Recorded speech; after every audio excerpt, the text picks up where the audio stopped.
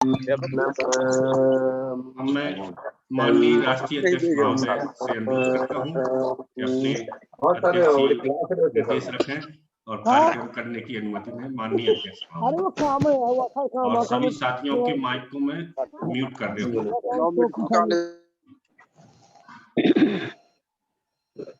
Mic को कर ले साहब, आपने माइक जी।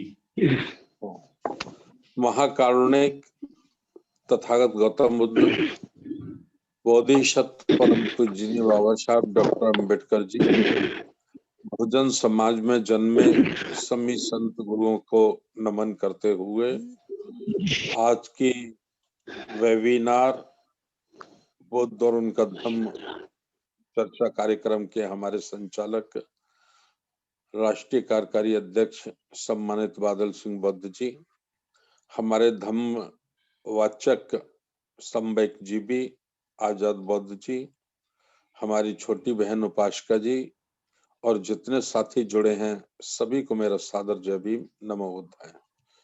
साथियों, बाबा साहब डॉक्टर अम्बेडकर जी ने अपने जीवन के अंतिम समय, जब उनके पास समय बिल्कुल नहीं बचा था और वो हमारे बीच में नहीं रहे, उस वक्त बाबा साहब डॉक्टर अम्बेडकर जी ने बुद्ध और उनका धम्म ये ग्रंथ लिखकर, अनमोल ग्रंथ, ये पूरी दुनिया को एक उन्होंने भेंट दिया है। खास करके भारत के लोगों के लिए विशेष रूप से ये उन्होंने हमें दिया है। तो इसको जानना, इसको समझना, इसके अंदर अथाह अमृत है। मनुष्य कैसे सुखी जीवन जी सकता है, कैसे दुखों से मुक्त हो सकता है, बुद्ध की अनेक जो प्रवचन हैं, उनके उपदेश हैं, उनको बाबा साहब डॉक्टर अम्बेडकर जी ने हम लोगों के बीच में रखा है। तो इसी उद्देश्य की पूर्ति के लिए कि बुद्ध और उनके धम्म का प्रचार प्रसार भारत में बड़ी तेजी से बढ़े, हम लोग इस अमृत जैसे ग्रंथ को अपनाकर अपने जीवन को सुखी बनाए, पूरे देश को सुखी बनाए। इस उद्देश्य के लिए ये कार्यक्रम साथियों राष्ट्रीय बौद्ध महासभा के द्वारा आयोजित किया जाता है। तो आप लोग ध्यान पूर्वक सुने और एक एक शब्द में अमृत जैसा जश है, जिसे ग्रहण करना, जिसे सुनना बहुत जरूरी है। तो इसके लिए मैं आगे की कार्रवाई के लिए हमारे आदरणीय मास्टर बादल सिंह बौद्ध साहब से अनुरोध करूंगा और सबसे मैं यही निवेदन करूंगा कि ध्यान पूर्वक सुने। बहुत बहुत धन्यवाद। जय भीम, नमो बुद्धाय। बहुत बहुत साधुवाद माननीय साहब। अब मैं आजाद बौद्ध जी से अनुरोध करता हूँ, सारका बौद्ध जी से अनुरोध करता हूँ, कार्यक्रम को प्रारंभ करें। आजाद बौद्ध जी, बुद्ध और धम्म के वाचन का प्रारंभ करें। माननीय संचालक महोदय, संसार की समस्त मानव जाति को समानता, स्वतंत्रता, बंधुत्व एवं न्याय की शिक्षा देने वाले महाकारुणिक तथागत गौतम बुद्ध इस शिक्षा का पूरे संसार में प्रचार प्रसार करने वाले महान सम्राट अशोक, सामाजिक क्रांति के जनक महामानव ज्योतिबा फुले, प्रथम शिक्षिका माता सावित्रीबाई फुले, आरक्षण के जनक छत्रपति शाहू जी महाराज, परम पूज्य बोधिसत्व बाबा साहब डॉक्टर भीमराव अम्बेडकर, बहुजन नायक माननीय काशीराम साहब एवं इन्हीं के जैसे बहुजन समाज में जन्मे हुए सभी महामानवों को मैं अभिवादन करता हूं। आज की वेबिनार में उपस्थित सभी मान्यवरों को मेरा सादर जय भीम, नमो बुद्धाय। जैसा कि लास्ट वेडनेसडे यानी का पिछले बुधवार को हमने दूसरा भाग परिव्राजकों की धम्म दीक्षा का दूसरा चैप्टर बुद्ध का प्रथम धम्मोपदेश ये हम पढ़ चुके थे। आज जो है हम बुद्ध का प्रथम धम्मोपदेश यानी क्रमशः निर्मलता का पद यहाँ से शुरू करेंगे, यहाँ से हम पढ़ेंगे। तो बुद्ध का प्रथम धम्मोपदेश यानी निर्मलता के पद की भी हम बात करें तो निर्मलता का पद जैसे बुद्ध ने जो 5 परिव्राजक थे उनको समझाया था तो जब उन्होंने प्रथम धर्मोपदेश उनको दिया था, यानी प्रथम धर्मोपदेश यानी पंचशील के बारे में बताया था, तब परिव्राजकों ने बुद्ध से अपने धर्म की व्याख्या करने का निवेदन किया। बुद्ध ने इसे सहज स्वीकार किया। उन्होंने सबसे पहले उन्हें निर्मलता का पथ भी समझाया। उन्होंने परिव्राजकों से कहा, निर्मलता का पथ यह सिखाता है कि जो मनुष्य अच्छा बनना चाहता है उसके लिए यह आवश्यक है कि वे जीवन के आदर्शों का कोई मापदंड स्वीकार करें। मेरे निर्मलता के पद के अनुसार अच्छे जीवन आदर्श के 5 मान्य मापदंड है। इन्हें तथागत गौतम बुद्ध ने जीवन के आदर्श के 5 मान्य मापदंड बताए। नंबर 1 बताया, किसी को हताहत व हिंसा न करना। दूसरा बताया, चोरी ना करना अर्थात दूसरे की चीज को अपनी ना बना लेना। तीसरा बताया, व्यभिचार करना। चौथा उन्होंने बताया, झूठ ना बोलना। और 5वां बताया, नशीली वस्तुओं का सेवन ना करना। ये अच्छे जीवन के 5 आदर्श मापदंड है।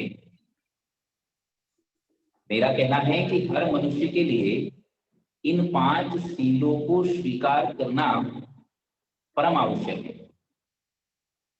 क्योंकि हर मनुष्य के लिए जीवन का कोई मापदंड होना चाहिए जिससे वह अपने कुशल और अकुशल कर्म यानी अच्छाई और बुराई को माप सके। और ये सिद्धांत मेरी शिक्षाओं के अनुसार जीवन की अच्छाई बुराई के मापदंड है।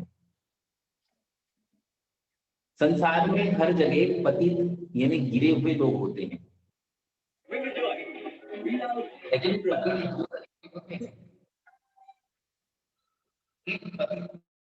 वो होते हैं जिनके जीवन का कोई मापदंड होता है। दूसरे पतित वे होते हैं जिनके जीवन का कोई मापदंड ही नहीं होता। जिस पतित के जीवन का कोई मापदंड नहीं होता, वे ये नहीं जानता कि वे पतित हैं। परिणाम स्वरूप वे हमेशा पतित ही रहता है। दूसरी ओर जिस पतित के जीवन का कोई मापदंड होता है, वह अपनी पतितावस्था से ऊपर उठने का प्रयत्न करता है। ऐसा क्यों?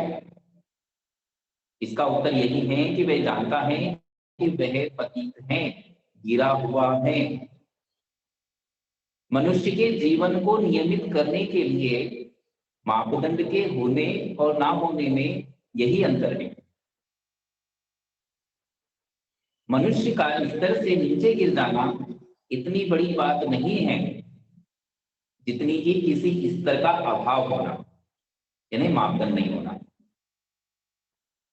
है। परिव्राजकों, तुम पूछ सकते हो कि इन 5 सीलों यानी आदर्शों का जीवन के मापदंड के रूप में स्वीकार किया जाना क्यों अच्छा है? इस प्रश्न का उत्तर तुम्हें स्वयं ही मिल जाएगा यदि तुम अपने से ही ये प्रश्न पूछो, क्या ये पंचशील आदर्श व्यक्ति के लिए कल्याणकारी है? साथ ही तुम ये भी पूछो, क्या ये 5 शील आदर्श सामाजिक कल्याण को प्रोत्साहित करते हैं? यदि इन दोनों प्रश्नों का तुम्हारा उत्तर सकारात्मक है तो इसका अर्थ है कि मेरे निर्मलता के पथ के ये 5 शील यानी आदर्श जीवन के सच्चे मापदंड के रूप में मानने योग्य है।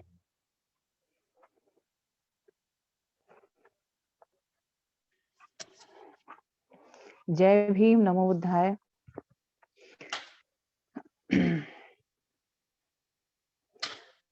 बुद्ध का प्रथम, मेरी आवाज आ रही है? जी आ रही है, कंटिन्यू। अच्छा। बुद्ध का प्रथम धम्मोपदेश क्रमशः अष्टांगिक मार्ग या सम्यक मार्ग इसके आगे बुद्ध ने उन परिव्राजकों को अष्टांगिक मार्ग का उपदेश दिया। बुद्ध ने कहा कि इस मार्ग के 8 अंग हैं। बुद्ध ने सम्मादट्टी सम्यक दृष्टि की व्याख्या से अपना धम्म उपदेश आरंभ किया, जो अष्टांगिक मार्ग का प्रथम प्रधान अंग है।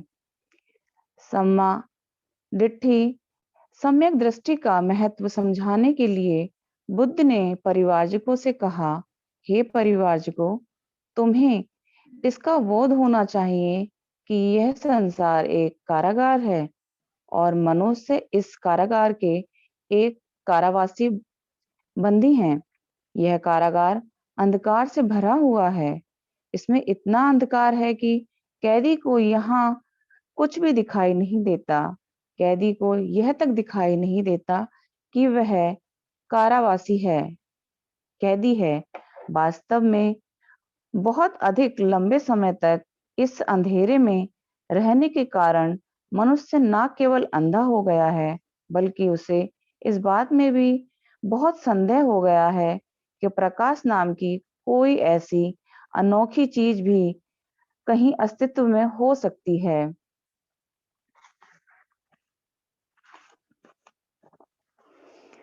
मन ही एक ऐसा साधन है जिसके माध्यम से मनुष्य को प्रकाश की प्राप्ति हो सकती है, लेकिन इस उद्देश्य के लिए इन कारावासियों का मन एक उपयुक्त साधन नहीं है। इसका मन थोड़ा सा प्रकाश आने देता है तो बस केवल इतना ही पर्याप्त है जिसमें देखने वाले यह देख सकें कि अंधकार नाम की भी कोई वस्तु है। इस प्रकार यह स्वभाव से ही दोषपूर्ण समझ है। लेकिन हे परिवारजकों, ये जान लो कि कैदी की ऐसी स्थिति निराशाजनक नहीं है जैसा यह प्रतीत होती है, क्योंकि मनुष्य में एक ऐसी चीज है जिसमें संकल्प शक्ति मनोबल कहा जाता है। तब मनुष्य के सम्मुख कोई उपयुक्त प्रयोजन का उदय हो सकता है। तो मनोबल को जागृत और क्रियाशील किया जा सकता है। किस दिशा में इस मनोबल को लगाया जाए, यह देखने के लिए पर्याप्त प्रकाश मिलने पर मनुष्य उस मनोबल का मार्गदर्शन कर सकता है और इस प्रकार बंधन मुक्त हो सकता है। इस प्रकार यद्यपि मनुष्य बंधन में है, तो भी वह स्वतंत्र हो सकता है। वह किसी भी क्षण ऐसा पहला कदम उठा सकता है जो अंततः उसे स्वतंत्रता प्रदान करेगा। ऐसा इसलिए है क्योंकि हम जिस किसी भी दिशा में अपने मन को ले जाना चाहें, हमारे लिए उसे उस दिशा में ले जाना संभव है। यह मन ही है जो हमें जीवन रूपी कारागार कैदी बनाता है और यह मन ही है जो हमें ऐसा बनाए रखता है। लेकिन मन ने जो कुछ बनाया है उसे मन ही नष्ट कर सकता है। यदि इसमें मनुष्य को दास बनाया है तो ठीक दिशा दिखाने पर यह मनुष्य को स्वतंत्र भी कर सकता है। यह है जो सम्यक दृष्टि कर सकती है।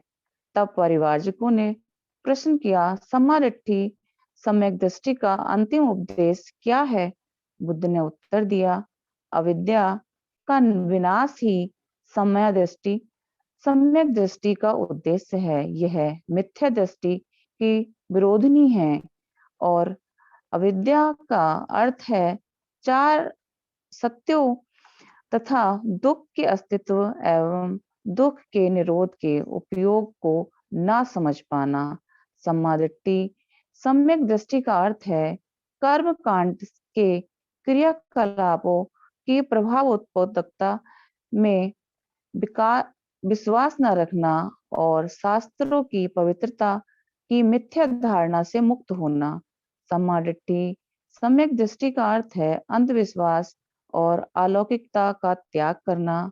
सम्मादिट्ठी सम्यक दृष्टि का अर्थ है ऐसी सभी मिथ्या धारणाओं का त्याग करना जो कल्पना मात्र हैं और जो यथार्थता अथवा अनुभव पर आधारित नहीं है। सम्यक दृष्टि के लिए स्वतंत्र मन, स्वतंत्र विचार अवश्य होते हैं। हर मनुष्य के कुछ उद्देश्य, आकांक्षाएं और महत्वाकांक्षाएं होती हैं। सम्यक संकल्प यह शिक्षा देता है कि ऐसे उद्देश्य, आकांक्षाओं, महत्वाकांक्षाओं उच्च स्तर की सराहनीय हो और निम्न स्तर की एवं अयोग्य ना हो। समावाचा सम्यक वाणी हमें शिक्षा देती है कि मनुष्य केवल वही बोले जो सत्य है। मनुष्य असत्य ना बोले, मनुष्य दूसरों की बुराई ना करे, मनुष्य पर निंदा से दूर रहे, मनुष्य किसी के लिए भी क्रोध और गाली गलौज वाली भाषा का उपयोग ना करे, मनुष्य सभी के साथ दया से भरी तथा विनम्र वाणी का व्यवहार करे। किसी मनुष्य को व्यर्थ की मूर्खता बातों में नहीं पड़ना चाहिए, बल्कि उसकी वाणी बुद्धि संगत और सार्थक होनी चाहिए। जैसा मैंने समझाया है, सम्मा वाचा सम्यक वाणी का व्यवहार किसी भय अथवा पक्षपात के कारण नहीं होना चाहिए। इससे कुछ भी संबंध नहीं होना चाहिए कि कोई श्रेष्ठ मनुष्य उसके कार्य के बारे में क्या सोचता है अथवा सम्यक वाणी के व्यवहार के कारण क्या हानि हो सकती है। सम्मा वाचा सम्यक वाणी का मापदंड ना किसी ऊपर के मनुष्य की आज्ञा है और ना किसी मनुष्य के व्यक्तिगत लाभ के लिए है। सम्मा कर्मांत तो सम्यक कर्मांत सभी व्यवहार की शिक्षा देता है। यह सिखाता है कि हमारे हर कार्य का आधार दूसरों के भावनाओं और अधिकारों का आधार होना चाहिए। सम्यक कर्मांत का मापदंड क्या है? सम्यक कर्मांत का मापदंड आचरण की धारा जो अस्तित्व के आधारभूत नियम के साथ संभावित होनी चाहिए। जब किसी मनुष्य के कार्य इन नियमों से समन्वय रखते हों तो उन्हें सम्यक कर्म के अनुरूप ही समझना चाहिए। प्रत्येक व्यक्ति को अपनी जीविका कामनी ही होनी चाहिए, लेकिन अपनी आजीविका कमाने के लिए कुछ तरीके हैं और कुछ तरीकों में कुछ बुरे और कुछ अच्छे। बुरे तरीके वे हैं जो किसी को चोट नहीं पहुंचाते अथवा किसी के साथ अन्याय करते हैं। अच्छे तरीके वे हैं जिनसे मनुष्य बिना किसी को हानि पहुंचाए बिना किसी के साथ अन्याय किए अपनी आजीविका कमाते हैं। यह सम्यक आजीविका है।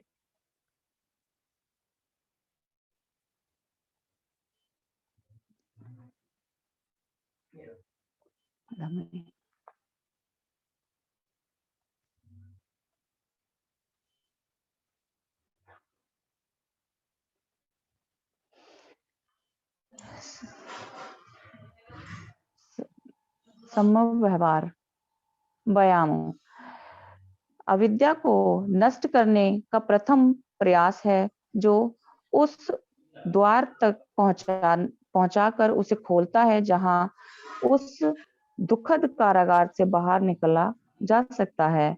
सम्यक व्यायाम का 4 उद्देश्य हैं। एक है अष्टांगिक मार्ग विरोधी चित्त प्रवृत्तियों को रोकना। दूसरा है ऐसी चित्त प्रवृत्तियों को दबा देना जो पहले से ही उत्पन्न हो गई हों। तीसरा है ऐसी चित्त प्रवृत्तियों को उत्पन्न करना जो अष्टांगिक मार्ग की आवश्यकताओं की पूर्ति में सहायक हों। चौथा है ऐसी चित्त प्रवृत्तियों का और अधिक विकास करना और पहले से उत्पन्न चित्तवृत्तियों में वृद्धि करना। सम्मा सती सम्यक स्मृति जागरूकता और विचारशीलता का आह्वान करती हैं। इसका अर्थ है मन की सतत जागरूकता, बुरी भावनाओं के विरुद्ध चित्त द्वारा निगरानी करना सम्यक स्मृति का दूसरा नाम है। हे परिवारजकों, सम्यक दृष्टि, सम्यक संकल्पो, सम्यक संकल्प, सम्यक वाचा, सम्यक वाणी, सम्यक कर्मांतो, सम्यक कर्मांता, सम्यक आजीविका, सम्मा व्यायामो, सम्यक व्यवहार, सम्यक सती, सम्यक स्मृति और सम्यक समाधि प्राप्त करने की चेष्टा करने वाले व्यक्ति के मार्ग में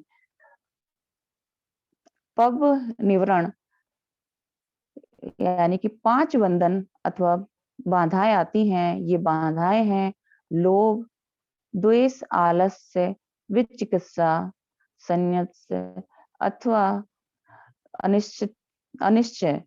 इसीलिए इन बाधाओं पर विजय प्राप्त करना आवश्यक है, क्योंकि वे वास्तव में बंधन हैं और इन पर विजय पाने का माध्यम समाधि ही है।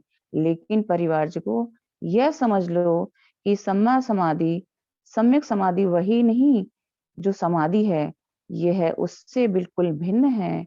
समाधि तो चित्त की एकाग्रता है, इसमें संदेह नहीं। यह ध्यान की अवस्था में तो जाती है तो स्वयं प्रेरित होती है और 5 संयोजकों या बंधनों को निलंबित रखती है। लेकिन ध्यान की ये अवस्थाएं अस्थायी हैं। परिणाम स्वरूप संयोजकों पर का निलंबन भी अस्थायी है। आवश्यकता है कि चित्त की स्थायी रूप से एकाग्र करने की चित्त की ऐसी स्थायी एकाग्रता सम्यक समाधि द्वारा ही प्राप्त की जा सकती है। अकेली समाधि एक नकारात्मक स्थिति है, क्योंकि यह केवल संयोजकों को अस्थायी तौर पर निलंबित करती है। इसमें मन के लिए कोई प्रशिक्षण नहीं है। सम्यक समाधि सकारात्मक है। एकाग्रता के समय यह मन को एकाग्र करने के लिए प्रशिक्षित करती है और कुशल कर्म के लिए प्रेरित करती है। यह संयोग उत्पादन अकुशल कर्मों, कार्य और अकुशल विचार की ओर मन के आकर्षित होने की प्रवृत्ति को नष्ट कर देती है।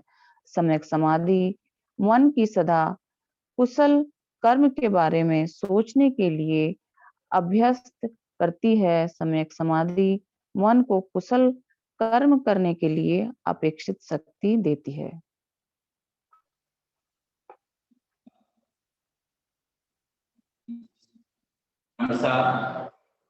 सील का मार्ग। इसके पश्चात बुद्ध ने उन परिव्राजकों को सील पद के बारे में समझाया। उन्होंने उन्हें बताया कि सील पद का अर्थ है उन सद्गुणों का अभ्यास करना। दान, दूसरा है सील, तीसरा है नेखम यानी निष्क्रम्य, चौथा है प्रज्ञा, पांचवा सील है वीर्य, छठा सील है खंती या शांति, सातवां सील है सत्य, आठवां सील है अधिष्ठान, नवा सील है मैत्री और 10वां सील है उपेक्षा। तो इन 10 सीलों के बारे में तथागत गौतम बुद्ध ने आगे उन 5 परिव्राजकों को बताया। उन 5 परिव्राजकों ने बुद्ध से इन सद्गुणों का सही अर्थ समझाने के लिए कहा। तब बुद्ध ने उन्हें संतुष्ट करने के लिए समझाया दान, यानी पहला शील बताया दान। दान का अर्थ है बदले में किसी भी प्रकार की आशा किए बिना दूसरों की भलाई के निमित्त अपनी संपत्ति को ही नहीं, अपने रक्त, अपने शरीर के अंगों और यहाँ तक कि अपने प्राण तक को दूसरों को अर्पित कर देना चाहिए। दूसरा शील उन्होंने बताया शील। शील का अर्थ है नैतिक स्वभाव, अकुशल कर्म ना करने की मनोवृत्ति और कुशल कर्म करने की मनोवृत्ति। बुराई यानी अकुशल कर्म करने में लज्जा करना, शर्म करना, दंड के भय से अकुशल कर्म से बचे रहना शील है। शील का अर्थ है अकुशल कर्म से भय खाना। तीसरा शील जो है वो नैष्क्रम्य है। नैष्क्रम्य का अर्थ है सांसारिक काम भोगों का त्याग। चौथा शील है प्रज्ञा। प्रज्ञा का अर्थ है निर्मल बुद्धि। पांचवा शील है वीर्य। वीर्य का अर्थ है सम्यक प्रयत्न। जो कुछ एक बार करने का निश्चय कर लिया अथवा जो कुछ करने का संकल्प कर लिया उसे अपनी पूरी सामर्थ्य से करने का प्रयास करना और बिना उसे पूरा किए पीछे मुड़कर नहीं देखना।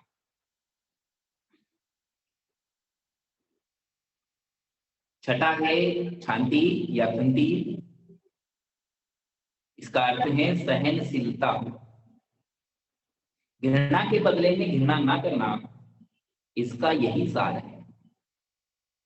क्योंकि घृणा से घृणा कभी भी शांत नहीं होती, यह केवल सहनशीलता से ही शांत होती। सातवां है सत्य। सत्य का अर्थ है सत्यवादी होना। आदमी को कभी झूठ नहीं बोलना चाहिए, उसे सत्य और केवल सत्य ही बोलना चाहिए। आठवां है अधिष्ठान। अधिष्ठान का अर्थ है अपने उद्देश्य तक पहुंचने का दृढ़ संकल्प। नवा है मैत्री। नवा शील है मैत्री। मैत्री का अर्थ है सभी प्राणियों के प्रति भाईचारे की भावना रखना, ना केवल मित्रों के प्रति ही बल्कि शत्रुओं तक के प्रति भी। ना केवल मनुष्यों बल्कि सभी प्राणियों के प्रति भी हमें भाईचारा रखना चाहिए। 10वां शील है उपेक्षा। उपेक्षा का अर्थ है अनासक्ति, जो उदासीनता से भिन्न है। यह चित्त की वह अवस्था है जिसमें प्रिय अप्रिय कुछ नहीं है। फल कुछ भी हो उससे निरपेक्ष रहना और लक्ष्य की ओर बढ़ते रहना ही उपेक्षा है। मनुष्य को इन सद्गुणों का अपनी पूरे सामर्थ्य के साथ अभ्यास करना चाहिए। इसलिए उन्हें पारमिता यानी गुणों की पराकाष्ठा कहा गया है।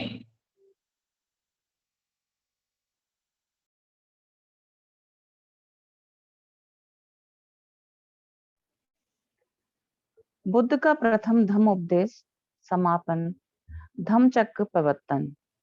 अपने धम्म की देशना देकर और उसकी सम्यक व्याख्या कर कर बुद्ध ने परिवारजकों से पूछा, क्या व्यक्तिगत निर्मलता ही संसार में सच्चाई की आधारशिला नहीं है? उनका उत्तर था, हाँ, यह ऐसा ही है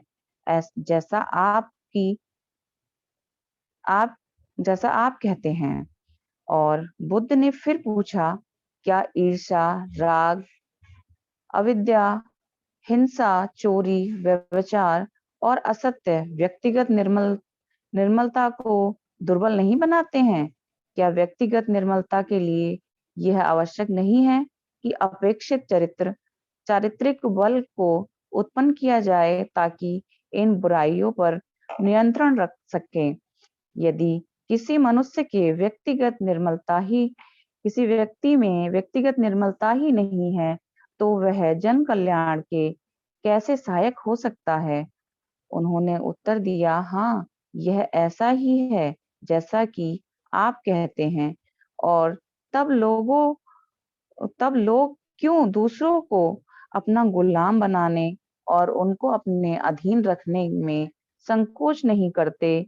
क्यों लोग दूसरों के जीवन को दुखी बनाने में संकोच नहीं करते? क्या यह इसलिए नहीं है क्योंकि लोग दूसरों के प्रति अपने आचरण में शुद्ध नहीं होते? उन्होंने हाँ कहकर उत्तर दिया। तो क्या अष्टांगिक मार्ग, सम्यक दृष्टि, सम्यक संकल्प, सम्यक वाणी, सम्यक आजीविका, सम्यक कर्मांत, सम्यक व्यवहार, व्यायाम, सम्यक स्मृति, सम्यक समाधि का अभ्यास, संक्षेप में सद्धम्म के मार्ग का यदि प्रत्येक व्यक्ति अनुसरण करे, तो क्या वह मनुष्य अपने अन्यायपूर्ण और अमानवीय व्यवहार का त्याग नहीं कर सकता? उनका उत्तर था, हाँ, ऐसा ही है। सद्गुणों का उल्लेख करते हुए उन्होंने पूछा, क्या अभावग्रस्तों तथा दरिद्रता का दुख दूर करने के लिए और सामान्य जन कल्याण करने के लिए दान आवश्यक नहीं है?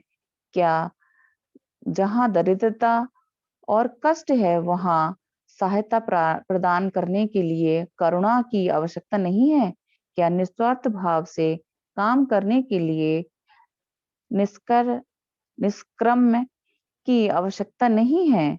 क्या व्यक्तिगत लाभ ना होने पर भी सतत प्रयत्न में लगे रहने के लिए उपेक्षा की आवश्यकता नहीं है?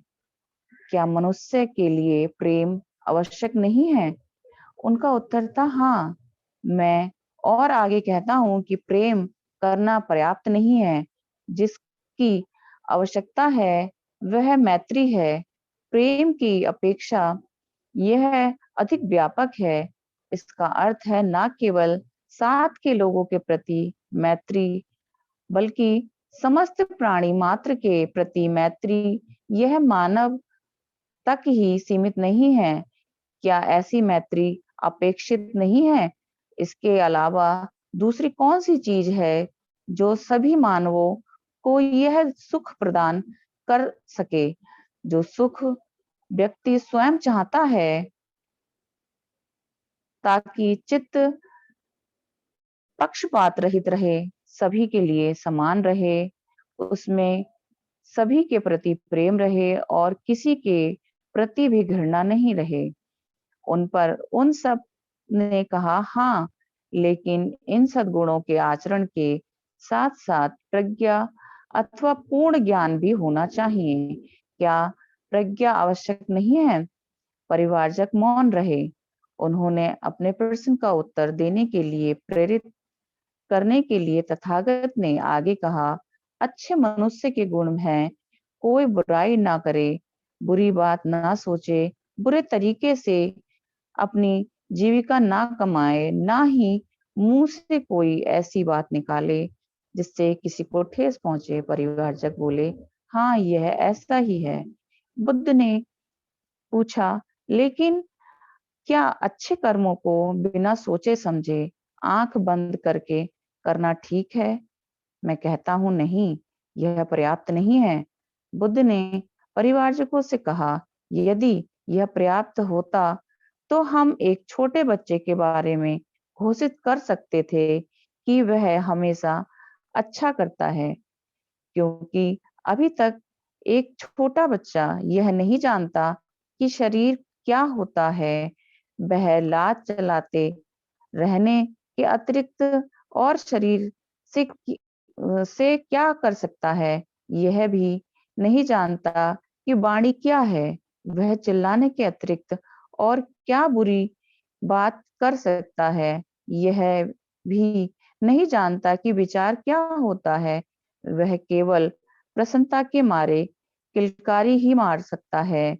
वह यह भी नहीं जानता कि जीविका अर्जन क्या होता है। वह अपनी माँ के स्तन से दूध पीने के अतिरिक्त क्या बुरे तरीके से जीवन चला सकता है। इसीलिए सद्गुण के पथ की जांच प्रज्ञा से होनी चाहिए, जो समझ और बुद्धि का दूसरा नाम है। एक एक और कारण भी प्रज्ञा पारमिता इतनी महत्वपूर्ण और इतनी आवश्यक है कि दान आवश्यक होना चाहिए, किंतु बिना प्रज्ञा के दान भी संभ्रांतिपूर्ण प्रभाव पैदा कर सकता है। करुणा होनी भी चाहिए, किंतु बिना प्रज्ञा के करुणा की बुराई की सार्थक बन सकती है। पारमिता की प्रत्येक क्रिया प्रज्ञा पारमिता की कसौटी पर खरी उतरनी चाहिए। निर्मल बुद्धि का ही दूसरा नाम प्रज्ञा पारमिता है। मेरी स्थापना है कि इस बात का ज्ञान और बोध होना चाहिए कि अकुशल आचरण क्या है और इसकी उत्पत्ति कैसे होती है। इसी प्रकार इस बात का भी ज्ञान और बोध होना चाहिए कि कुशल कर्म तथा अकुशल कर्म क्या है। इस प्रकार के ज्ञान के बिना वास्तविक सच्चाई नहीं हो सकती, चाहे क्रिया अच्छी ही क्यों ना हो। इसीलिए मैं कहता हूँ कि प्रज्ञा एक आवश्यक सद्गुण है। तब बुद्ध ने परिवारजकों को इस प्रकार की चेतावनी देते हुए अपना धम्म उपदेश समाप्त किया। हो सकता है कि तुम मेरे धम्म को निराशावादी धम्म कहो, क्योंकि यह मानव जाति का ध्यान दुख के अस्तित्व की ओर दिखलाता है। मेरा तुमसे बस यही कहना है कि मेरे धम्म के बारे में ऐसी धारणा का होना गलत होगा। निसंदेह मेरा धम्म दुख के अस्तित्व को स्वीकार करता है, किंतु यह ना भूलो कि यह उतना ही जोर उस दुख के दूर करने पर भी देता है। मेरे धम्म में आशा उद्देश्य दोनों ही निहित हैं। इसका उद्देश्य है अविद्या का नाश। जिससे मेरा अभिप्राय है दुख के अस्तित्व के संबंध में अज्ञान का होना। इसमें आशा विद्यमान है, क्योंकि यह मानवीय दुख के नाश का मार्ग बताता है। तुम इससे सहमत हो कि नहीं? परिवारजकों ने कहा, हाँ, हम सहमत हैं।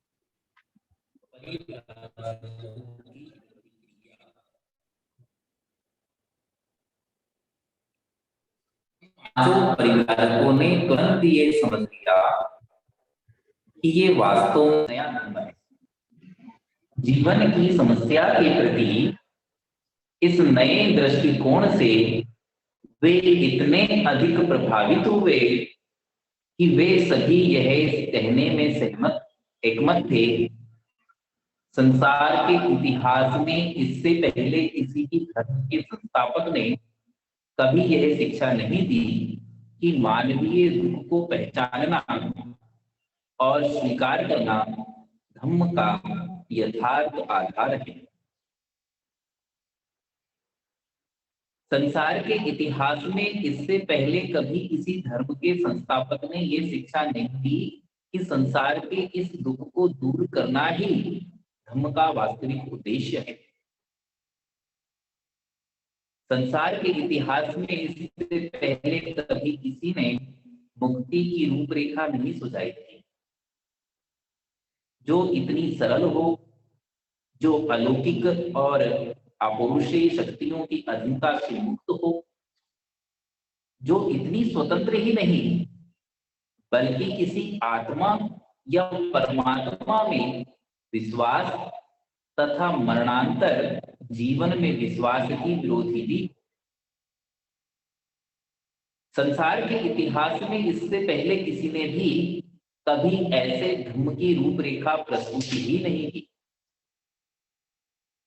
जिसका किसी रहस्य और ईश्वरीय प्रभुत्व से कोई संबंध नहीं,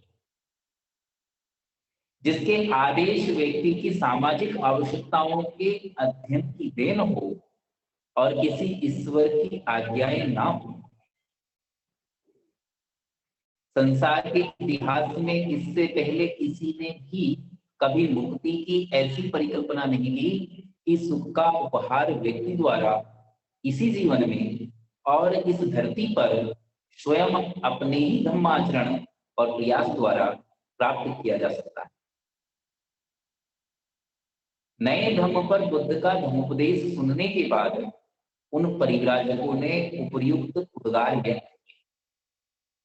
उन्हें लगा कि बुद्ध के रूप में उन्हें एक ऐसे जीवन सुधारक मिल गए थे जिनका रोम रोम नैतिकता की भावनाओं से ओतप्रोत था और जो अपने युग की बौद्धिक संस्कृति से सुपरिचित थे, जिनमें ऐसी मौलिकता एवं साहस था कि विरोधी विचारों की जानकारी के साथ वह इसी जीवन में मुक्ति के एक ऐसे मार्ग का प्रतिपादन कर सकते थे जिससे मन का आंतरिक परिवर्तन या निज सभ्यता और निज संयम द्वारा प्राप्त किया जा सकता था। बुद्ध के लिए उनके मन में ऐसी असीम श्रद्धा उत्पन्न हुई कि उन्होंने उनके समक्ष तुरंत स्वसमर्पण कर दिया और निवेदन किया कि वह उन्हें अपना शिष्य स्वीकार करे। बुद्ध ने कौंडिन्य, अश्रुजीत, बप्प, महानाम तथा भृत्य तो ही भिक्षुवे इन्हें भिक्षुओं आओ कहकर भिक्षु संघ में दीक्षित कर लिया। वे पंचवर्गीय भिक्षु नाम से प्रसिद्ध हुए।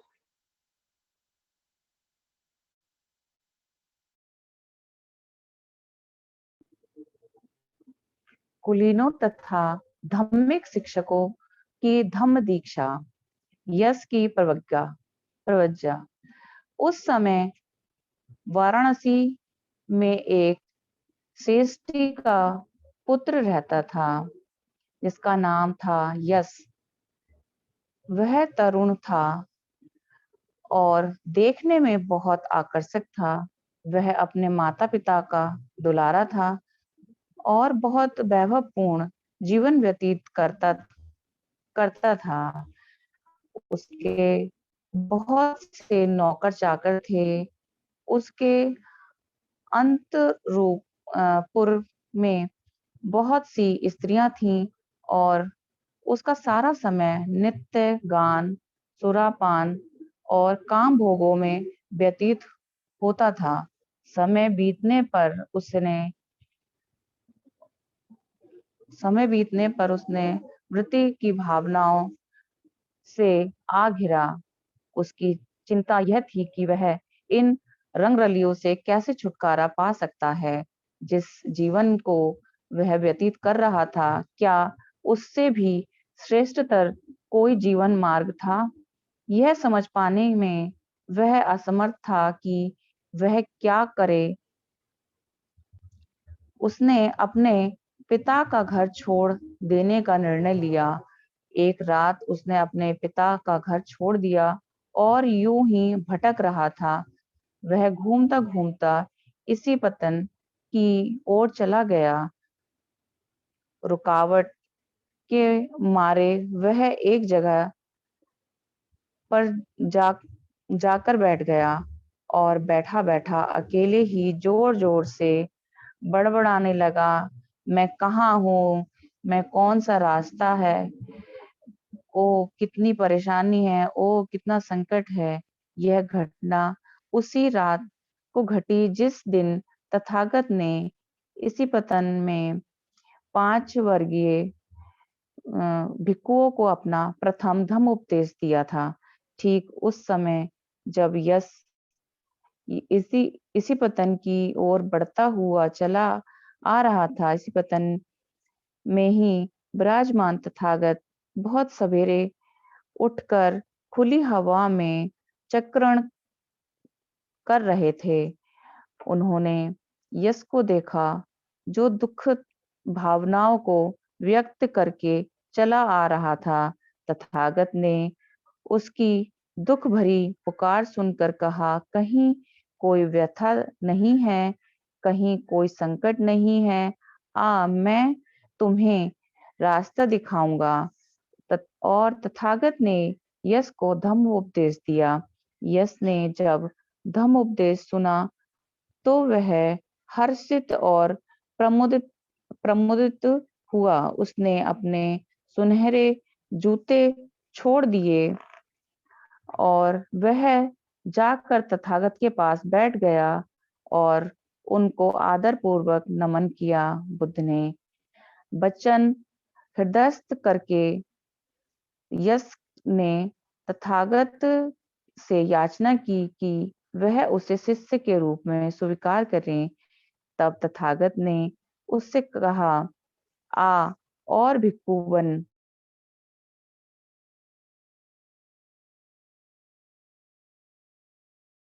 इसे यश ने मान लिया हुए कि उनका पुत्र लापता हो गया है। पिता यश की खोज में निकला। यश का पिता ठीक उसी जगह से गुजरा जहां स्वयं बुद्ध और यश कुल पुत्र भिक्षु वेश में बैठे हुए थे, और वहां से गुजरते हुए यश के पिता ने तथागत से पूछा, क्या आपने मेरे पुत्र यश को कहीं देखा है?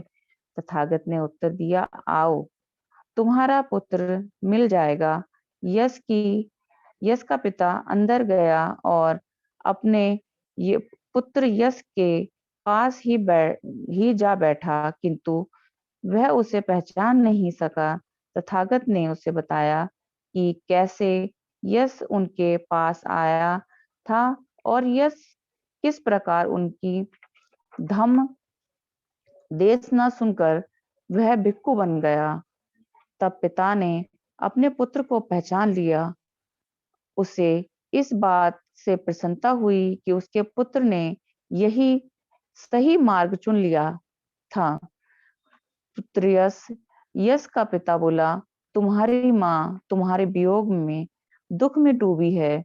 घर लौटकर अपनी माँ को फिर से जीवन दो।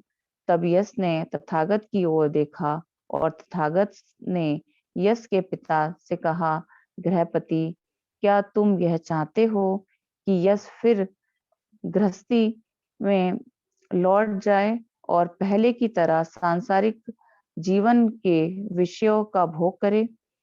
यश के पिता ने उत्तर दिया, यदि मेरा पुत्र यश आपके साथ ठहरने में ही लाभ पाता है तो वह आपके साथ ही ठहर जाए। यश ने एक भिक्षु ही बने रहना उचित समझा। विदा लेने से पहले यश के पिता ने कहा, तथागत, मेरे घर में सादर भोजन ग्रहण करना स्वीकार करें। चीवर धारण कर भिक्का पात्र हाथ में ले यश कुल पुत्र सहित तथागत उसके गृहपति पिता के घर पहुंचे। जब वे घर पहुंचे तो उनकी भेंट यश की माता अथवा पूर्व पत्नी से हुई। भोजन करने के पश्चात तथागत ने परिवार के लोगों को धम्म उपदेश दिया।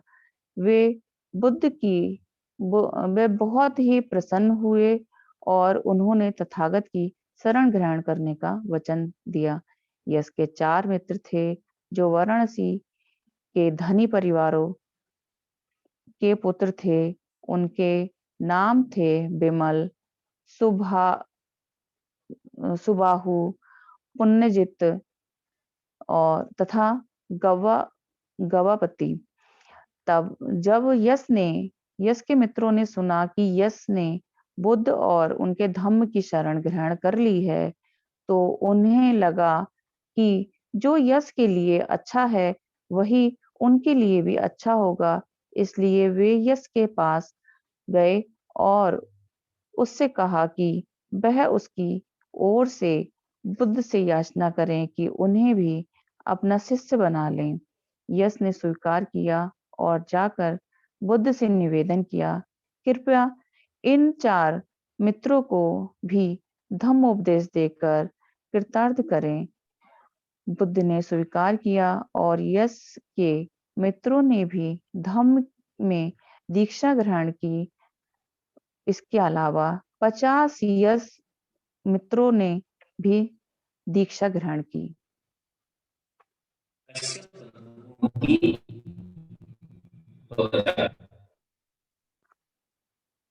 वाराणसी में काश्यप नाम का एक परिवार निवास करता था। उस परिवार में 3 पुत्र थे। तीनों बहुत शिक्षित थे और कठोर धार्मिक जीवन व्यतीत करते थे। कुछ समय बाद ज्येष्ठ पुत्र ने संन्यास लेने की सोची। तदनुसार उसने गृह त्याग की और संन्यास ग्रहण कर लिया तथा उर्वेल की ओर चला गया, जहां पहुंचकर उसने अपना एक आश्रम स्थापित किया। उसके दोनों छोटे भाइयों ने भी उसका अनुसरण किया और वे भी सन्यासी बन गए। वे सभी अग्निहोत्री अर्थात आग की पूजा करने वाले थे। बड़ी बड़ी जटाएं धारण करने के कारण वे जटिल कहलाते थे। तीनों भाई उर्वेल कश्यप, नदी कश्यप यानी निरंजना नदी का कश्यप, और गया कश्यप गया गांव का नाम से जाने गए। इन तीनों में से उर्वेल कश्यप के 500 जटिल शिष्य थे। नदी कश्यप के 300 जटिल शिष्य थे और गया कश्यप के 200 जटिल शिष्य थे। इनमें उर्वेल कश्यप ही प्रमुख था। उर्वेल कश्यप दूर दूर तक विख्यात हो गया था।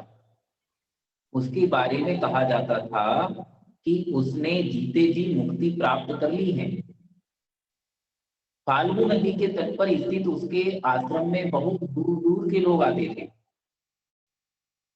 जब बुद्ध को उर्वेल कश्यप की ख्याति का पता चला तो उन्होंने उर्वेल कश्यप को धम्मोपदेश देने और संभव होने पर उसे अपने धम्म में दीक्षित करने का विचार बनाया। उसके निवास का पता ठिकाना जानकर तथागत उर्वेल कश्यप के पास पहुंचे। तथागत उससे मिले और उसे करने तथा दीक्षित करने योग्य अवसर पाने के लिए बोले, कश्यप,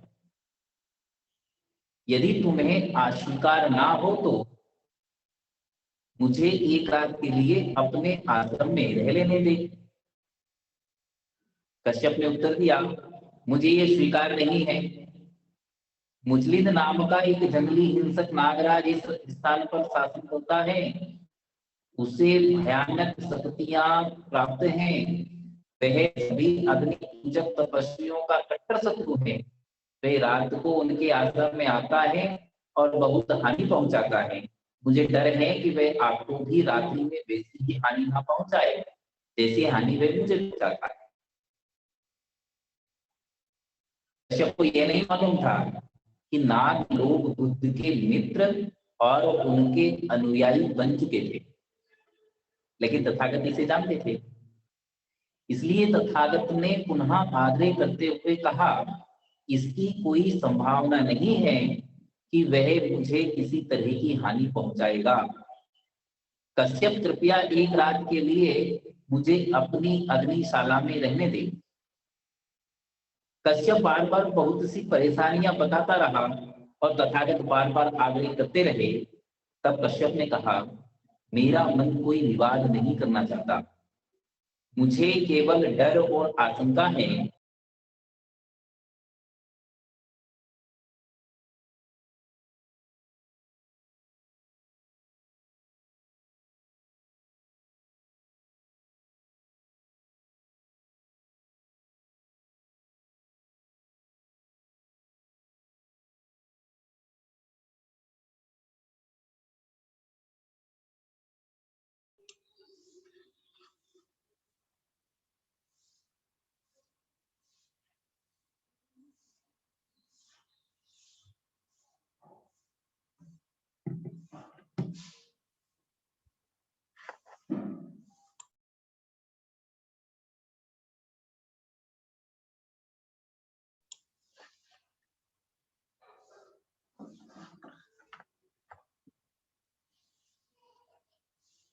पूरा हो गया आजाद जी? हेलो मैम, पूरा हो गया जी? आप अनम्यूट करके अपनी आगे रखें, शायद उनका नेटवर्क के कारण प्रॉब्लम हुई। अपना माइक अनम्यूट करें और आगे रखें।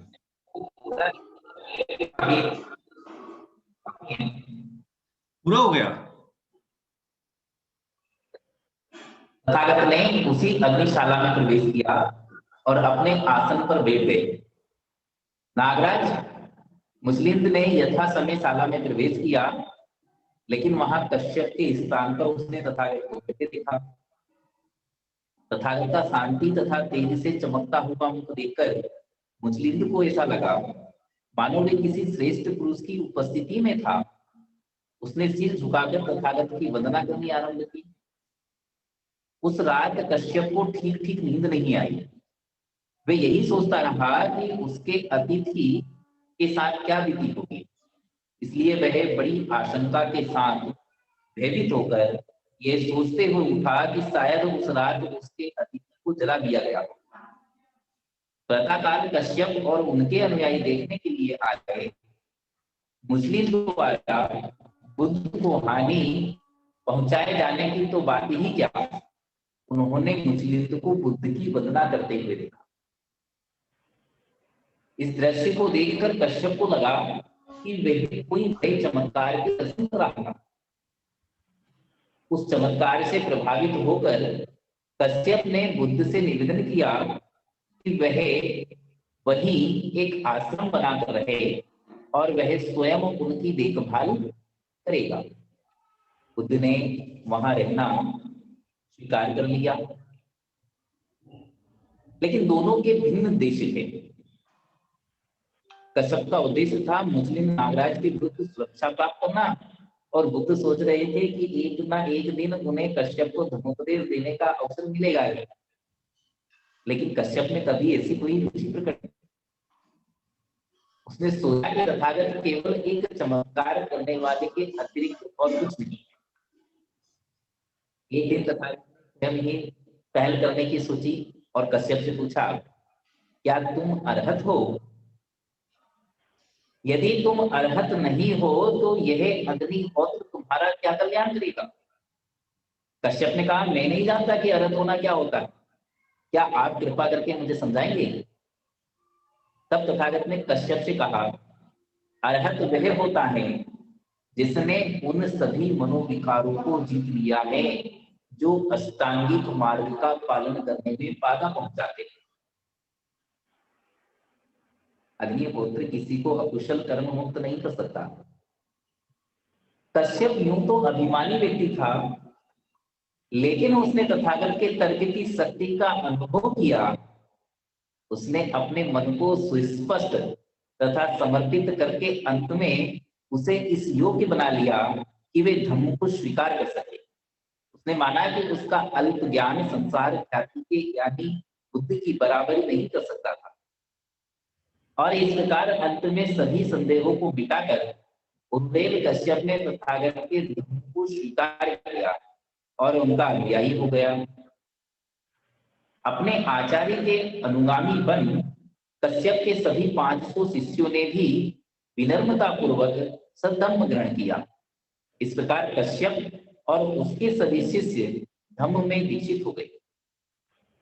तब उर्वेल कश्यप ने अग्निहोत्र के अपने सभी बलि पात्र आदि उठाकर नदी में फेंक दिए, जो नदी की धारा के ऊपर पानी में तैरते हुए नीचे की ओर बहने लगे।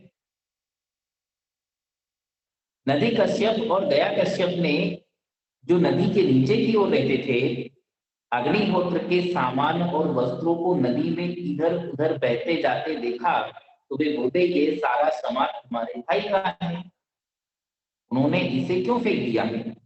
कोई ना कोई असाधारण घटना घटी होगी। वे बहुत दुखी और बेचैन हो गए।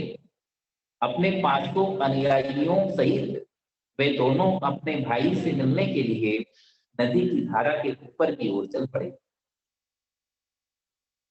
सभी अनुयायियों सहित अपने भाई को भिक्षु वेश धारण किए हुए देखकर उनके मन में नाना तरह के अजीब से विचार उठे और उन्होंने इसका कारण जानना चाहा। उर्वेल कश्यप ने उन्हें बताया कि उसने इस प्रकार बुद्ध के धम्म को अंगीकार कर लिया था। वे बोले, जब हमारे भाई ने बुद्ध के धम्म को स्वीकार कर लिया है तो हमें भी उनका ही अनुसरण करना चाहिए। उन्होंने अपने बड़े भाई को अपनी इच्छा से अवगत कराया। तब अपने सभी 500 अनुयायियों सहित वे दोनों भाई तथागत का धर्मोपदेश सुनने के लिए लाए गए। तथागत ने अग्निहोत्री धर्म और अपने धर्म की तुलना करते हुए धर्मोपदेश किया। उन दोनों भाइयों को धर्मोपदेश देते हुए बुद्ध ने कहा, जिस प्रकार लकड़ी से लकड़ी के रगड़ खाने पर आग पैदा होती है, उसी प्रकार असम्यक विचार होने पर अविद्या का गहरा धुआं पैदा होता है। काम, क्रोध तथा मोह से ही पैदा हुई वह अग्नि है जो सभी चीजों को जलाकर भस्मसात कर देती है और संसार में दुख और शोक का कारण बनती है। लेकिन यदि एक बार सही मार्ग मिल जाए और काम, क्रोध तथा मोह रूपी आग बुझ जाए तो फिर दृष्टि, ज्ञान और निर्मल आचरण जन्म लेते हैं।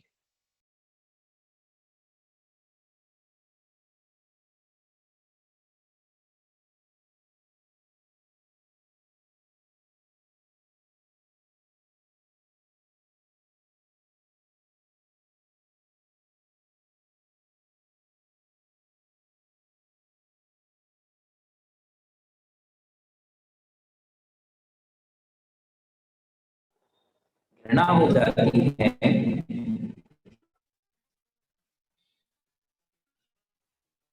इसलिए जब एक बार आदमी के मन में अकुशल कर्मों से घृणा हो जाती है तो उससे तृष्णा का क्षय होता है।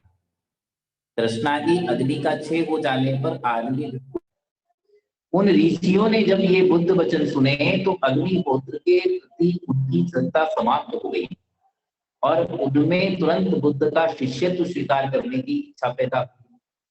कश्यप बंधुओं की धम्म में दीक्षा बुद्ध की एक महान विजय थी, क्योंकि उन बंधुओं का जनता के मन पर बहुत गहरा प्रभाव था।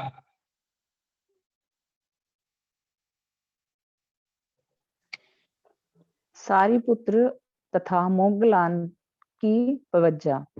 जिस समय बुद्ध राजगृह में निवास कर रहे थे, उस समय अपने 250 अनुयायियों के साथ सज्ज नाम का एक प्रसिद्ध परिवारजक भी वहां रहता था।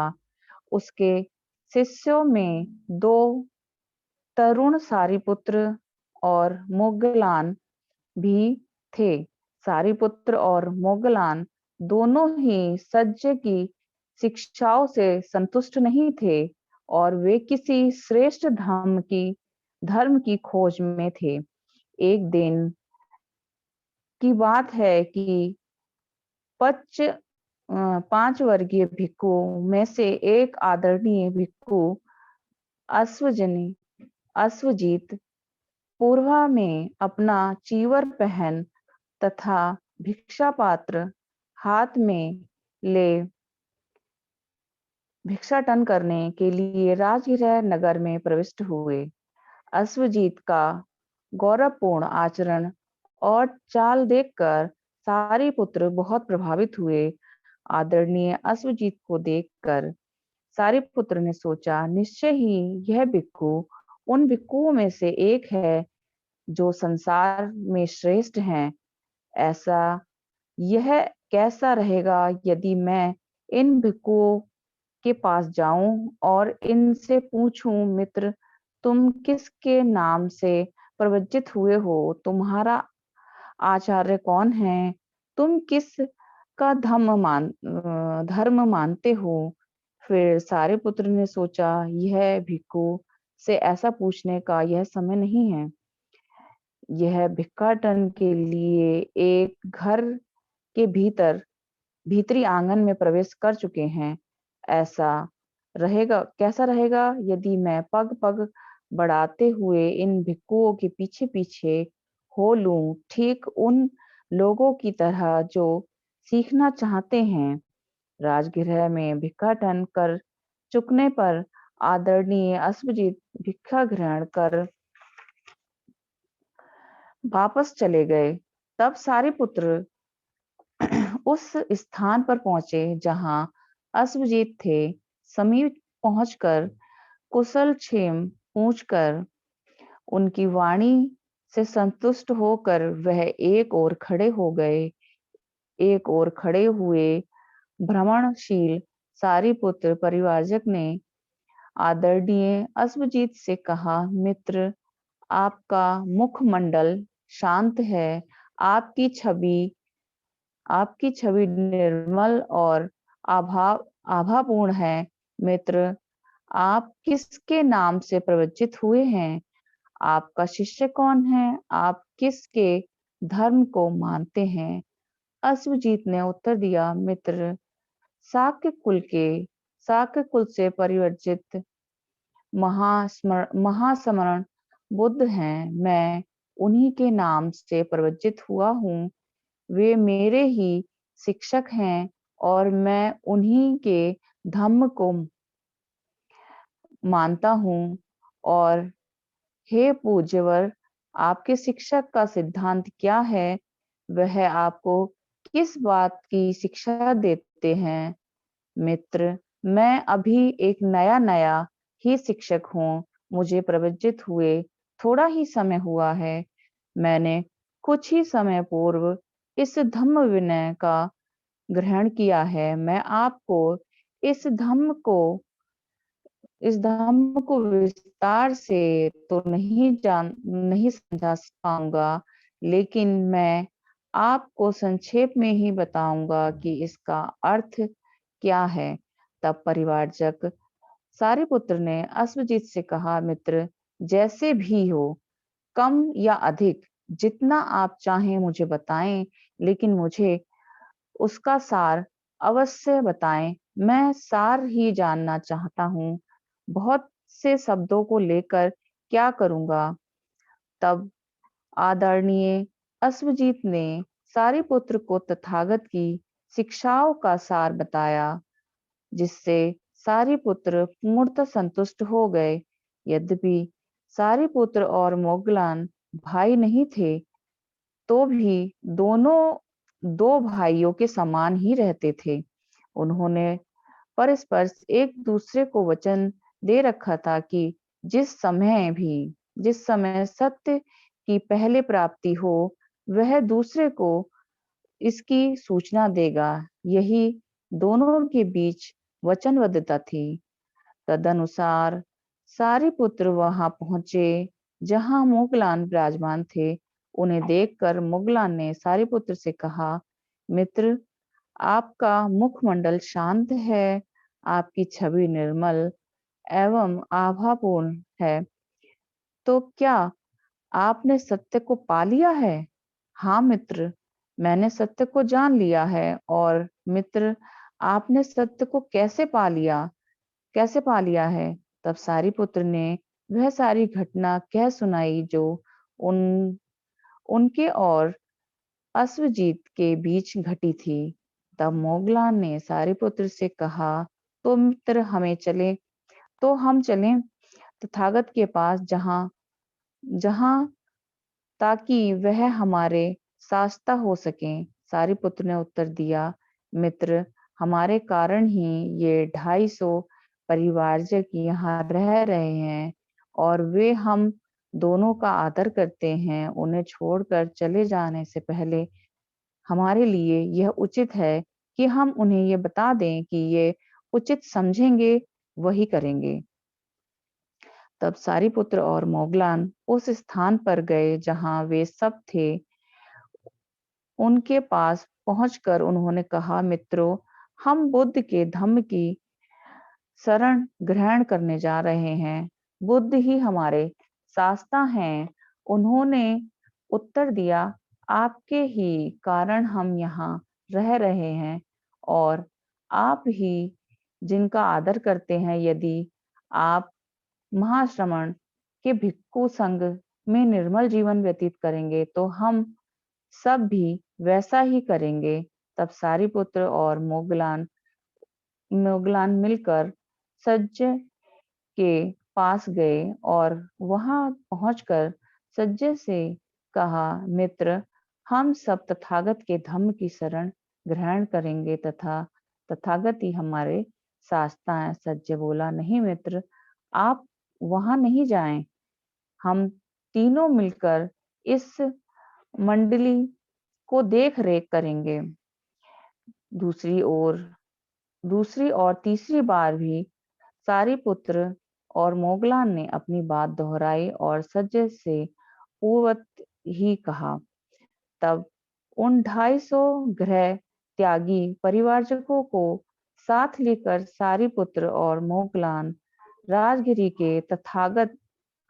के बेलुवन उद्यान में पहुंचे, जहां तथागत विहार कर रहे थे। तथागत ने सारिपुत्र और मोगलान को दूर से आते देख उन्हें देखकर कहा। तथागत ने उन दोनों की ओर इशारा करते हुए भिक्षुओं को संबोधित किया। भिक्षुओं, ये जो 2 मित्र चले आ रहे हैं, ये दोनों मेरे अग्र शावक युगल होंगे, श्रेष्ठ शिष्य युगल होंगे। जब वे बेलुवन में पहुंचे तो वे वहां गए जहां तथागत विराजमान थे। वहां पहुंचकर उन्होंने तथागत के चरणों में सिर झुकाकर वंदना की और तथागत से याचना की, तथागत, हमें आप से प्रवज्जा मिले, उपसंपदा मिले। तब तथागत ने प्रवज्जा को इंगित करते हुए धम्म दीक्षा के सामान्य शब्द कहे, अहि भिक्षुए, आओ भिक्षुओं, और इस प्रकार 250 जटिलों सहित सारिपुत्र और मोगलान भी बुद्ध के शिष्य बन गए। राजा बिंबिसार की धम्म दीक्षा। राज्य में मगधराज बिंबिसार की राजधानी थी। इतनी बड़ी संख्या में जटिलों के दीक्षित होने का समाचार पाकर प्रत्येक व्यक्ति की जबान पर तथागत की ही चर्चा थी। इस प्रकार मगधराज बिंबिसार को तथागत के नगर में आगमन का पता चला। राजा बिंबिसार ने मन ही मन कहा, उन रूढ़िवादी और हठी जटिलों के मत को बदल डालना कोई हंसी के नहीं है।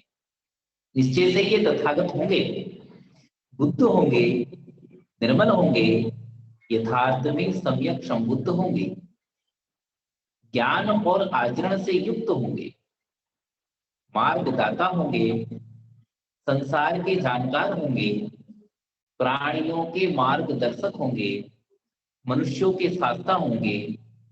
वे निश्चय से सत्य की शिक्षा दे रहे होंगे जिसे उन्होंने स्वयं समझा है। वे अवश्य ही ऐसे धम्म की धम्म देशना दे रहे होंगे जो आदि में कल्याणकारक हैं, मध्य में कल्याणकारक हैं और अंत में कल्याणकारक हैं। वे अवश्य ही अर्थों और शब्दों सहित धम्म का ज्ञान करा रहे होंगे। वह पूर्ण परिशुद्ध श्रेष्ठ जीवन का उद्घोष कर रहे होंगे। ऐसे महान पुरुष का दर्शन करना अच्छा है। इस प्रकार मगध के 12 लाख ब्राह्मणों और गृहपतियों से वे मगधराज बिंबिसार वहां पहुंचे जहां तथागत विराजमान थे। उनके पास पहुंचकर और आदर पूर्वक अभिवादन कर वह उनके निकट बैठ गए। उन 12 लाख ब्राह्मणों और गृहपतियों ने भी तथागत को आदर पूर्वक अभिवादन किया और उनके पास बैठ गए। कुछ ने तथागत का कुशलक्षेम पूछा और इसके बाद शिष्टता पूर्वक उनके निकट जा बैठे। कुछ ने अपना नाम बताया और तथागत के निकट बैठ गए और कुछ चुपचाप ही शांति पूर्वक उनके समीप बैठ गए। मगध के उन 12 लाख ब्राह्मणों और गृहपतियों ने महासमण तथागत के साथ आए में उर्वेल कश्यप को भी बैठा देखा। वे सोचने लगे, क्या यह महासमण उर्वेल कश्यप के अधीन श्रेष्ठ जीवन व्यतीत कर रहे हैं, अथवा उर्वेल कश्यप इन महाश्रमण के अधीन पवित्र जीवन गुजार रहे हैं। मगध के उन 12 लाख ब्राह्मणों और गृहपतियों के मन की बात जानकर तथागत ने उर्वेल कश्यप को संबोधित किया। है उर्वेलवासी, तुम्हें इतना महान समझा जाता है, फिर भी तुमने क्या देखा जो अग्नि पूजा छोड़ दी? ये कैसे हुआ कि तुमने अग्निहोत्र का परित्याग कर दिया? कश्यप ने उत्तर दिया, यज्ञों से रूप, शब्द, रस, गंध, स्त्री की कामना और स्पर्श की ही आशा की जा सकती है, क्योंकि मैंने समझ लिया कि ये सभी चीजें अशुद्ध, अपवित्र हैं। तो फिर मैंने यज्ञ, याग और बलि में रुचि लेनी छोड़ दी। लेकिन यदि आप बुरा ना माने तो ये बताएं कि आपका ये विचार किस प्रकार बदल गया। तब आदरणीय उर्वेल कश्यप अपने स्थान से उठे। उन्होंने अपने जीवन को इस प्रकार ठीक किया जिससे कि केवल एक कंधा ही ढक पाए, और झुककर बुद्ध के चरणों में सिर रखकर उनसे कहा, तथागत मेरे शास्त्रा हैं और मैं उनका शिष्य हूँ। तब मगध के वे 12 लाख ब्राह्मण और गृहपति समझ गए उर्वेल कश्यप ही महासमण तथागत की अधीनता में निर्मल जीवन व्यतीत कर रहे हैं। तब मगध के उन 12 लाख ब्राह्मणों और गृहपतियों के मन की बात को जानकर बुद्ध ने उन्हें धम्मोपदेश दिया। जिस प्रकार बिना धब्बों का स्वच्छ कपड़ा रंग को अच्छी तरह पकड़ लेता है, उसी तरह मगधराज बिंबिसार की अगुवाई में मगध के उन 12 लाख ब्राह्मणों और गृहपतियों को वहां बैठे बैठे ही विरज यानी विमल ज्ञान चक्षु प्राप्त हो गए। उनमें से एक ने सभी के उपासक को जानने की घोषणा की। तब मगधराज बिंबिसार इस दृश्य के साक्षी होकर धम्मों को समझकर, धम्म की गहराई में जाकर संदेह रहित होकर विचिकित्सा यानी संशय को जीत कर और पूर्ण ज्ञान प्राप्त कर तथागत से बोले, तथागत, पहले के दिनों में जिस समय में राजकुमार था, उस समय मेरी 5 आकांक्षाएं थी। वे 5 की 5 अब पूर्ण हो गई हैं। पूर्व समय में तथागत जब मैं राजकुमार था, मेरे मन में इच्छा उत्पन्न हुई कि मेरा राज्याभिषेक हो जाता। तथागत वे मेरी पहली इच्छा थी जो पूरी हो गई है। और तब अर्हत सम्यक संबुद्ध मेरे राज्य में आते, ये मेरी दूसरी इच्छा थी। और तथागत में उन तथागत सम्यक संबुद्ध की सेवा में उपस्थित होता, ये मेरी तीसरी इच्छा थी। तथागत यह भी अब पूरी हो गई है। और तथागत मुझे धम्मोपदेश देते, ये मेरी चौथी इच्छा थी। तथागत यह भी अब पूरी हो गई है और मैं उन तथागत का धम्म हृदयस्थ कर पाता हूँ, ये मेरी 5वीं इच्छा थी। तथागत यह इच्छा भी अब पूरी हो गई है। तथागत जिस समय में राजकुमार था, उस समय मेरी ये 5 इच्छाएं थी जो अब पूरी होती है। अद्भुत है तथागत, अद्भुत है। जैसे कोई औंधे को सीधा कर दे, अथवा ढके हुए को उघाड़ दे, अथवा पथ भ्रष्ट को मार्ग दिखा दे, अथवा अंधेरे में दीप जला दे ताकि आंखों वाले रास्ता देख सके, उसी तरह से तथागत ने नाना प्रकार से उपदेश दिया है। मैं बुद्ध की शरण ग्रहण करता हूँ, मैं धम्म की शरण ग्रहण करता हूँ, मैं संघ की शरण ग्रहण करता हूँ। आज से जब तक इस शरीर में प्राण है, तब तक के लिए तथागत से अपना शरणागत उपासक स्वीकार करें। अनाथ पिंडी की धम्म दीक्षा। सुदत्त कौशल राज्य की राजधानी श्रावस्ती का एक नागरिक था। कौशल का राजा प्रसेनजित शासन करते थे। सुदत्त प्रसेनजित का श्रेष्ठी था। वह दरिद्रों का उदारता पूर्वक दान देता था। इसीलिए वह अनाथ पिंडक के नाम से ख्यात था। जिस समय बुद्ध राजगृह में ठहरे हुए थे, उस समय सुदत्त किसी निजी व्यवसायिक काम से राजगृह पहुंचा। वह अपनी बहन के यहाँ ठहरा, जिसका विवाह राजगृह के श्रेष्ठी के साथ हुआ था। वहां पहुंचने पर उसने देखा कि वह श्रेष्ठी भिक्षु संघ तथा बुद्ध को भोजन कराने के लिए बहुत बड़े स्तर पर तैयारी करा रहा था। उसने सोचा कि यह या तो किसी विवाह की तैयारी की जा रही है या राजा को आमंत्रित किया गया है। जब उसे सत्य की जानकारी हुई तो वह बुद्ध के दर्शन करने के लिए अत्यंत अधीर हो उठा और उसी रात बुद्ध ने दर्शनार्थ निकल पड़ा। तथागत ने अनाथपिंडी के हृदय की निर्मलता और उत्कृष्ट गुणों को तुरंत जान लिया और उसका करुणापूर्ण शब्दों से स्वागत किया। अपने आसन पर बैठ जाने पर अनाथपिंडी ने तथागत द्वारा किसी भी धार्मिक विषय पर धम्म उपदेश सुनने की इच्छा प्रकट की। तथागत ने उसकी इच्छा पूर्ति के लिए एक प्रश्न किया, कौन है जो हमारे जीवन को मूर्त रूप करता है? क्या यह कोई ईश्वर है, कोई सृष्टि करता है? यदि ईश्वर निर्माण करता है तो सभी प्राणियों को मौन रहकर केवल उसकी इच्छा शक्ति के अधीन चलना ही चाहिए। तब वे कुम्हार के हाथ से बनाए हुए बर्तनों के समान होंगे।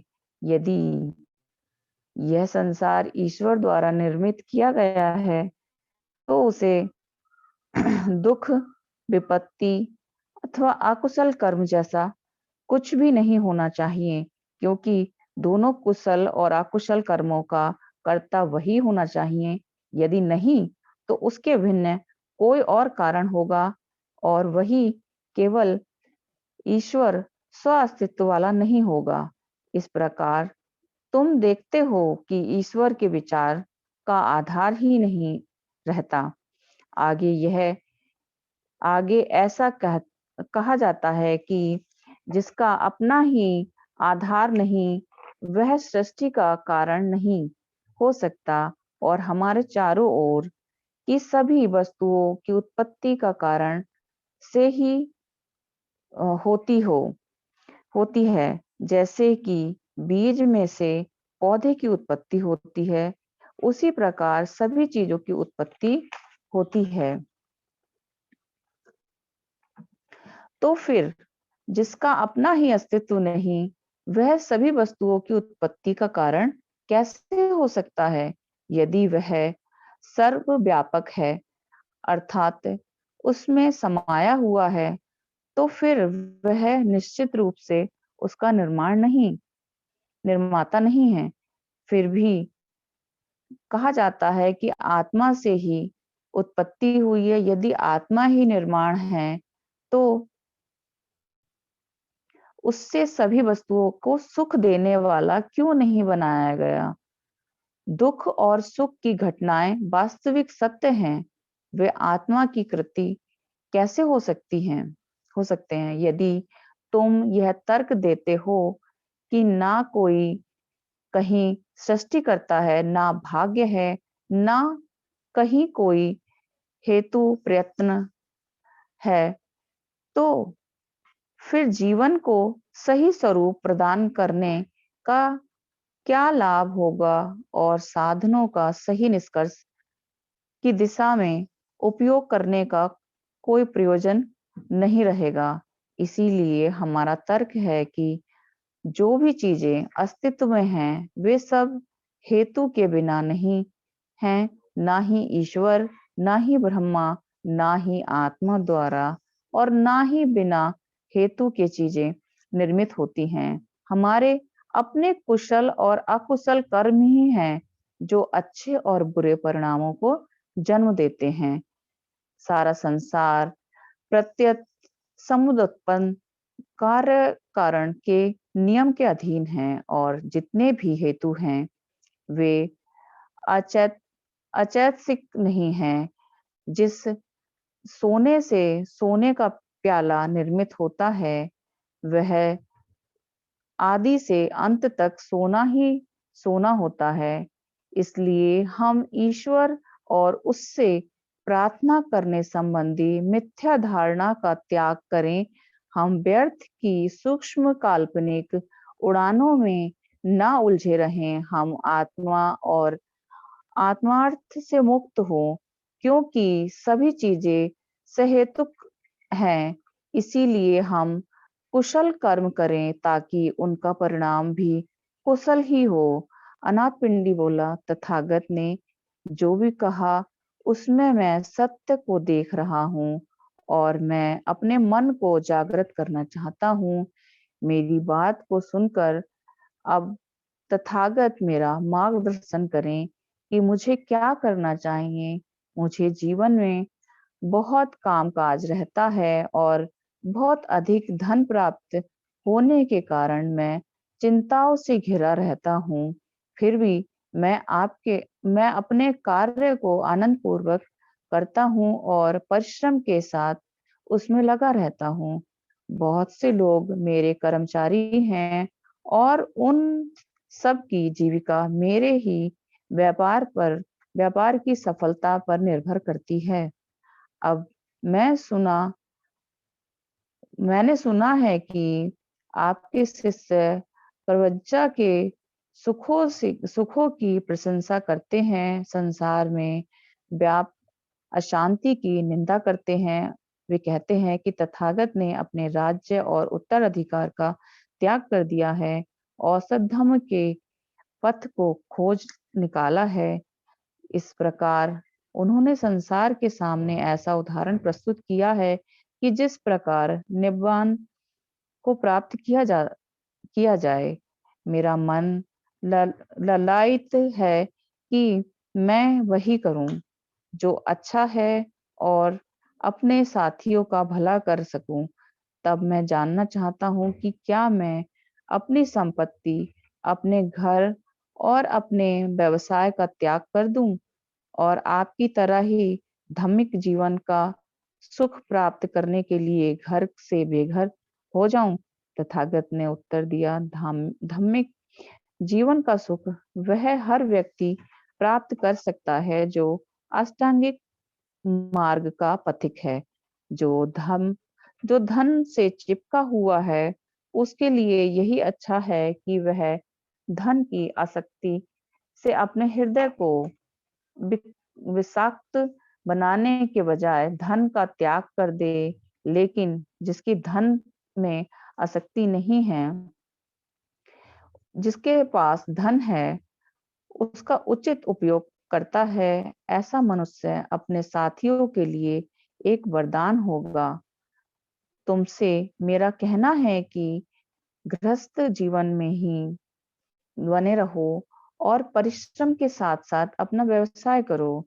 मनुष्य का जीवन, धन दौलत और अधिकार उससे अपना दास नहीं बनाते, किंतु जीवन, धन दौलत और अधिकार के प्रति मनुष्य की जो आसक्ति है वही उसे अपना दास बना लेती है। जो भिक्खु आनंद का जीवन गुजारने के लिए संसार का त्याग करता है उसे किसी प्रकार का लाभ नहीं होगा, क्योंकि आलस्य का जीवन घृणित जीवन है और शक्ति का अभाव तिरस्कारपूर्ण है। तथागत के धम्म में यह आवश्यक नहीं कि मनुष्य बेघर हो जाए या संसार का त्याग कर दे। इसके लिए तो बस अंत प्रेरणा ही होनी चाहिए। तथागत के धम्म में जो आवश्यक है वह यह है कि स्वभ्रांति से स्वयं को मुक्त करें, हृदय को शुद्ध करें, काम भोग आदि सुखों की इच्छाओं का त्याग करें और सदाचार पूर्ण श्रेष्ठ जीवन व्यतीत करें। और आदमी चाहे जो करे, चाहे वे संसार में शिल्पी रहें, चाहे व्यापार करें, चाहे राज्य की नौकरी करें, तथा संसार का त्याग कर कर ध्यानपूर्ण जीवन में रत रहें। उन्होंने अपना मन पूरी तरह से अपने कार्य में लगाना चाहिए। उन्हें परिश्रमी और उत्साही होना चाहिए, और यदि वे स्वयं को उस कमल की तरह बना लें जो पानी में उगते हुए भी पानी से अछूता रहता है, यदि वे मन में ईर्ष्या और घृणा को बिना जगह दिए जीवन संघर्ष में लगे रहें, यदि वे संसार में रहते हुए स्वार्थपूर्ण जीवन नहीं बल्कि परोपकारी और सत्य जीवन व्यतीत करते हैं, तो निसंदेह उनके मन में आनंद, शांति और सुख का वास होगा। अनाथ पिंडी को लगा कि यह सत्य का सर्वाधिक श्रेष्ठ ज्ञात सिद्धांत है, सरलता और बुद्धिमत्ता का धम्म है।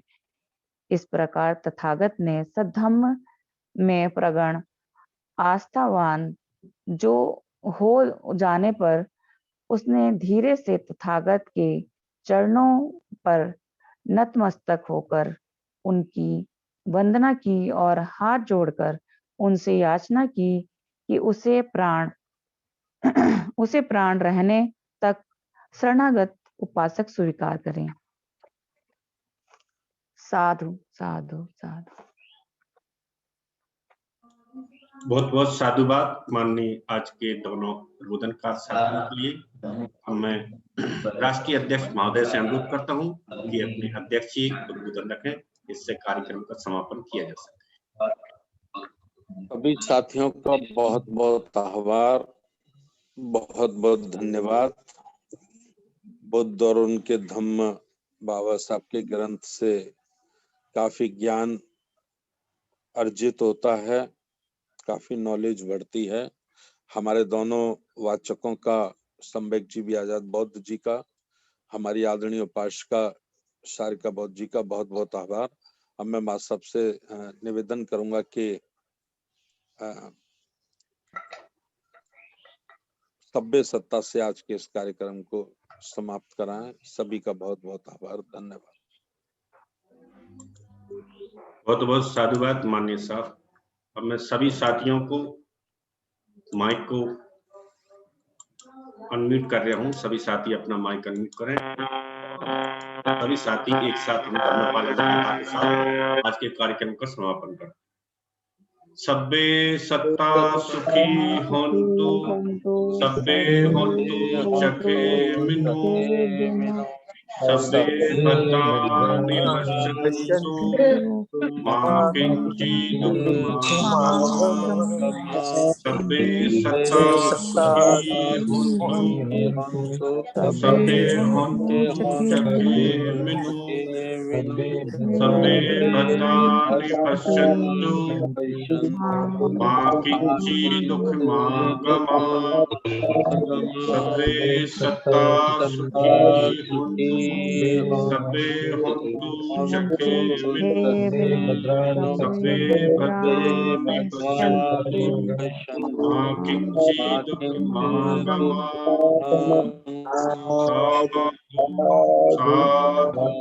साधु साधु नमामि, धम्मं नमामि, संघं नमामि। आज के बुद्ध एंड धम्मा वाचन वेबिनार के समापन की घोषणा की जाती है। सभी उपस्थित साथियों को सादर नमो बुद्धाय, जय भीम। नमो बुद्धाय, जय भीम।